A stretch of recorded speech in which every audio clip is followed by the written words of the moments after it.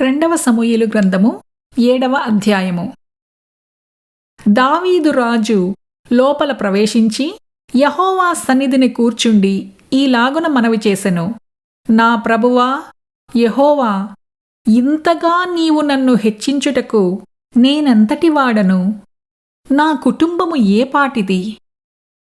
ఇంత హెచ్చుగా చేసినదంతయు నీ దృష్టికి కొంచెమై మానవుల పద్ధతిని బట్టి బహుకాలము జరిగిన తరువాత నీ దాసుడనైన నా సంతానమునకు కలుగబోవు దానిని గూర్చి నీవు సెలవిచ్చియున్నావు. యెహోవా నా ప్రభువా, దావీదు అను నేను ఇక నీతో ఏమి చెప్పుకొందును? యెహోవా నా ప్రభువా, నీ దాసుడనైన నన్ను నీవు ఎరిగియున్నావు.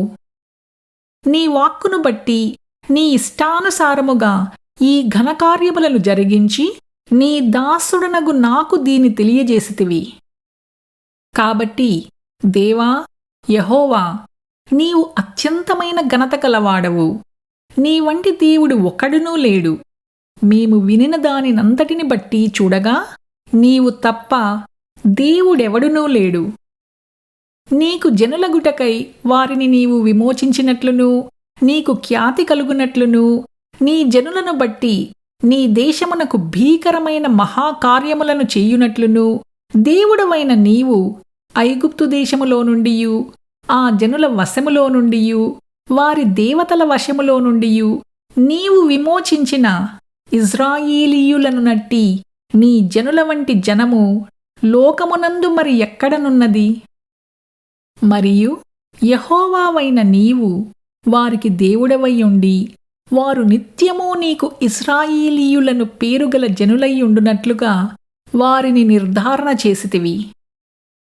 దేవా యెహోవా, నీ దాసుడనగు నన్ను గూర్చియు నా కుటుంబమును గూర్చియు నీవు సెలవిచ్చిన మాట ఎన్నటికీ నిలుచునట్లు దృఢపరచి సైన్యములకు అధిపతియగు యెహోవా ఇశ్రాయేలీయులకు దేవుడయ్యున్నాడను మాట చేత నీ నామమునకు శాశ్వత మహిమ కలుగునట్లును నీ దాసుడనైన నా కుటుంబము నీ సన్నిధిని స్థిరపరచబడునట్లును నీవు సెలవిచ్చిన మాట నెరవేర్చుము. ఇశ్రాయేలీయుల దేవా, సైన్యములకు అధిపతియగు యెహోవా, నీకు సంతానము కలుగజేయుదునని నీవు నీ దాసుడనైన నాకు తెలియపరచితివి కనుక ఈలాగున నీతో మనవి చెయ్యుటకై నీ దాసుడనైన నాకు ధైర్యము కలిగెను. యెహోవా నా ప్రభువా, మేలు దయచేయుదునని నీవు నీ దాసుడనైన నాకు సెలవిచ్చుచున్నావే. నీవు దేవుడవు కనుక నీ మాట సత్యము.